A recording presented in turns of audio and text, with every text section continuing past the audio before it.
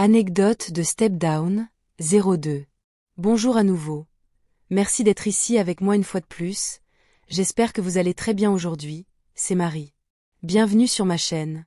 Ces informations peuvent être considérées comme de la science-fiction ou comme le spectateur le voit le mieux, et je les poste uniquement à des fins de divertissement. Cependant, je prends mes informations très au sérieux et pour ceux qui ont des yeux pour voir. J'écris ceci le matin du 8 septembre 2024. Après tant de space news et d'exopolitique complexes, je veux partager une autre anecdote ou une courte narration de la dernière fois qu'une équipe tégétienne de 4 hommes est descendue sur la surface de la Terre pour acheter de la nourriture et des choses nécessaires, et pour résoudre des problèmes bancaires matriciels. Je sais que la plupart d'entre vous savent déjà ce que je vais dire ensuite, mais je dois l'inclure pour que les nouveaux aient un peu de contexte. La plupart des groupes d'extraterrestres n'ont pas besoin de quoi que ce soit de la Terre. Pourquoi en auraient-ils besoin ? Encore moins quand ils ne ressemblent pas à des humains. Mais certains d'entre nous qui sommes des humains lyriens, des humains de l'espace pour faire court, finissent par avoir besoin de choses, d'équipements et de nourriture de la Terre. C'est particulièrement vrai lorsque nous devons utiliser la technologie de communication humaine imposée par la Fédération galactique afin de ne pas introduire ou importer une nouvelle technologie au-dessus de celle actuellement disponible sur Terre, supposément développée de manière linéaire et indépendante par la science humaine. Ce que les vaisseaux de ravitaillement venant de nos planètes d'origine donnent, n'est soit pas suffisant pour satisfaire pleinement les besoins des équipages spatiaux à longue portée comme le nôtre, soit il n'inclut tout simplement pas les choses, les articles ou l'équipement nécessaire qui ne se trouvent que sur Terre.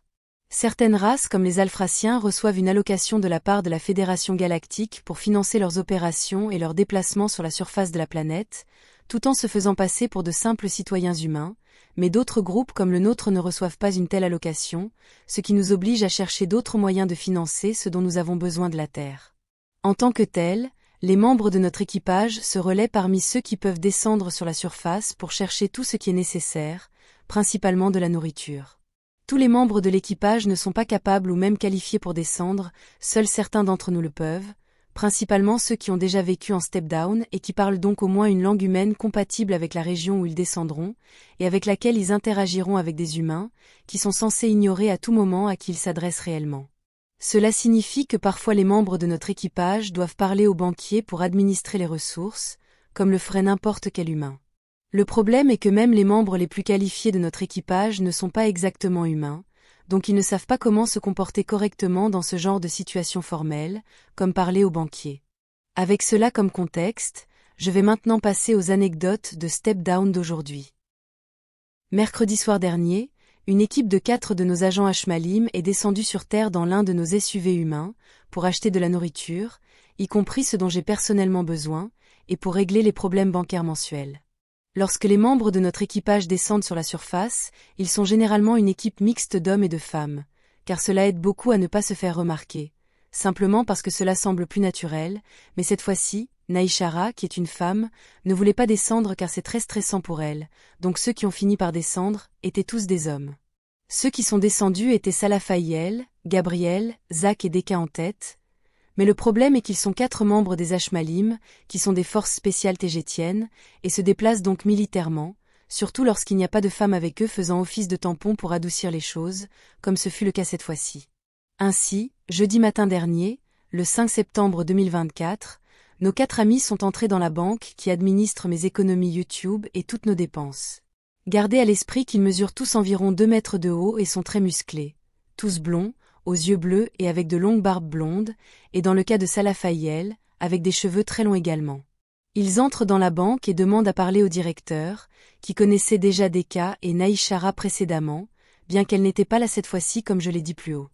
Ainsi, Deka demande à Gabriel et Zach de rester dans la petite salle d'attente juste à l'extérieur du bureau du banquier, avec des murs en verre transparent, pendant que lui et Salafayel entrent pour parler à l'homme. Il commence donc à parler au banquier, qui est assez mal à l'aise de voir 2 grands balèzes devant lui, et 2 autres à l'extérieur, tous ayant l'air assez tactiques, si vous voyez ce que je veux dire. Et puis le banquier commence à poser des questions à Deka sur le compte et des choses bancaires que Deka, en tant que non-humain, ne sait rien, il n'avait aucune idée de la plupart de ces choses, donc il ne savait pas quoi faire d'autre que de toucher son insigne communicateur sur sa poitrine, qui est un équipement tégétien non humain bien sûr, et a demandé à me parler. Comme il n'y avait pas de vidéo, J'ignorais qu'il se trouvait directement en face du banquier, donc j'ai commencé à expliquer à Deka les choses que l'homme avait besoin de savoir. Ensuite, il a continué à parler au banquier, pour me demander encore une fois en utilisant son insigne, ce qui constitue une légère violation des règles de la fédération d'ailleurs. Mais ensuite, il a continué à me poser des questions sur tout et sur chaque étape, demandant mon approbation directement devant le banquier, qui était assez étonné à ce stade. La dernière fois que Deka était là avec cet homme, Naishara était avec lui, et c'était elle qui parlait le plus et qui connaissait les procédures bancaires et connexes, mais même alors Naishara a également mentionné qu'elle devait demander la permission de Marie, car elle est la véritable propriétaire. Naishara n'étant là que pour le compte de Marie, car celle-ci ne peut pas être là, après tout, Marie est mineure. C'est moi, Marie, évidemment.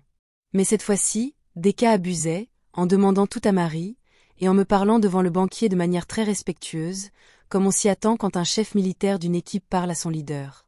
Ensuite, Deka se lève et donne des instructions aux deux autres qui attendent dehors, et qui répondent à Deka avec un « oui chef ». Le tout devant le banquier, paume de la main sur le visage, qui à ce stade est pas mal effaré. Il demande alors directement à Deka, qui est cette étrange Marie qui gère tout, qui est mineure, et pourtant tout le monde demande sa permission pour tout, et qu'on ne peut pas voir. Deka a seulement répondu qu'elle est la propriétaire de tout cela, faisant référence au compte. Bien que cela n'ait pas eu de conséquences supplémentaires. Jusqu'à présent, c'est un exemple parfait d'une procédure inappropriée et d'une ignorance de la manière de traiter avec les humains, typique des membres d'équipage en step-down. Le banquier était surpris et même effrayé, peut-être en train d'inventer des choses dans sa tête sur lesquelles je n'ose pas spéculer. Peut-être qu'il en sait trop maintenant. Après cet incident ou cette situation, les 4 hommes tégétiens ont procédé à l'achat de nourriture et de fournitures dans un supermarché local et dans de plus petits magasins locaux, puis ont tout chargé dans leur camion SUV, et ont attendu la tombée de la nuit pour se rendre au point d'extraction. Lorsqu'il faisait nuit, et plus de 22 heures, ils conduisirent leur camion hors de la petite ville et sur une longue route de montagnes sinueuses, qui les éloigna de la civilisation et dans la nature sauvage, là où ils seraient récupérés par l'un de nos vaisseaux de combat dans une extraction-décollage classique. C'est un point délicat et même dangereux de leur voyage, ainsi que lorsqu'ils arrivent du vaisseau également, en sens inverse, car ils peuvent être interceptés par la police, ou même par des criminels, car la zone où ils sont descendus a beaucoup de problèmes liés à la mafia, comme partout sur Terre je suppose. La longue route sinueuse les a emmenés plusieurs kilomètres dans les montagnes couvertes de forêts, dans la nature sauvage, mais quand ils sont arrivés près du point d'extraction, ils ont été surpris de constater qu'il y avait environ 2 douzaines de véhicules garés sur les bords de la route, avec une foule importante de gens autour d'eux, tous équipés de jumelles, de lunettes de vision nocturne, et même de télescopes montés sur des camionnettes. Lorsque nos amis s'approchèrent, ils ralentirent et regardèrent la foule. Beaucoup d'entre eux avaient des figures extraterrestres sur leurs t-shirts, y compris les classiques extraterrestres gris faisant un V avec leurs 3 doigts. Les gens faisaient aussi des signaux dans le ciel nocturne avec des lampes laser et même avec de simples lampes de poche. Salah Faïel, qui conduisait, stoppa le camion SUV, baissa sa vitre, et demanda à l'une des personnes ce qu'ils faisaient tous là, si loin de la civilisation. 4 ou 5 personnes sont alors venues vers lui et ont commencé à expliquer avec enthousiasme que cet endroit est un point chaud d'OVNI, où des engins ont été signalés pour atterrir régulièrement, et qu'ils avaient des raisons de croire qu'un pourrait apparaître cette nuit-là. Salah Faïel a seulement répondu avec un « Ok. Bien. Amusez-vous bien les gars ». Et il a ensuite accéléré avec le camion, s'éloignant de l'endroit lors d'un moment « Oh merde ». Deka a ensuite touché son communicateur tégétien et a dit « Super Ghost ici roller.